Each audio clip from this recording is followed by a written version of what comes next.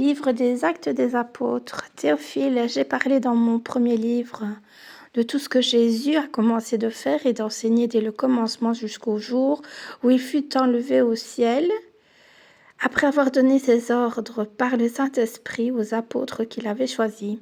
Après qu'il eut souffert, il leur apparut à vivant et leur en donna plusieurs preuves, se montrant à eux pendant 40 jours et parlant des choses qui concernent le royaume de Dieu. Comme il se trouvait avec eux, il leur recommanda de ne pas s'éloigner de Jérusalem, mais d'attendre ce que le Père avait promis. Ce que je vous ai annoncé, leur dit-il, car Jean a baptisé d'eau, mais vous, dans peu de jours, vous serez baptisés du Saint-Esprit.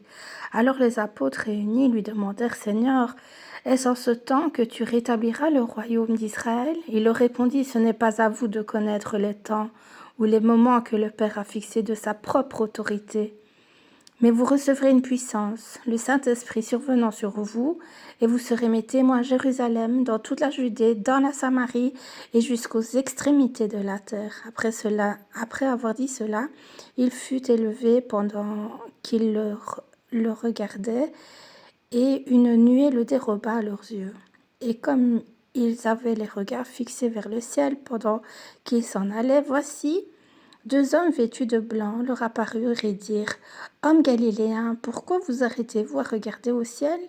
Ce Jésus qui a été enlevé au ciel du milieu de vous viendra de la même manière que vous l'avez vu allant au ciel. » Alors ils retournèrent à Jérusalem de la montagne appelée des Oliviers, qui est près de Jérusalem, à la distance d'un chemin de sabbat.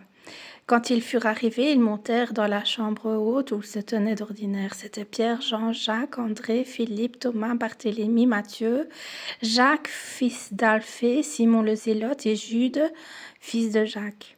Tous d'un commun accord persévéraient dans la prière et dans l'oraison avec les femmes et Marie, mère de Jésus, et avec les frères de Jésus.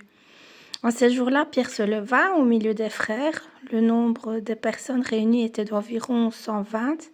Et il dit, « Hommes frères, il fallait que s'accomplisse ce que le Saint-Esprit dans l'Écriture a annoncé d'avance par la bouche de David au sujet de Judas, qui a été le guide de ceux qui ont saisi Jésus. Il était compté parmi nous et il avait part au même ministère. Cet homme ayant acquis un champ avec le salaire du crime est tombé, s'est rompu par le milieu du corps et toutes ses entrailles se sont répandues. La chose a été si connue de tous les habitants de Jérusalem que ce champ a été appelé dans leur langue Akeldama, c'est-à-dire champ du sang.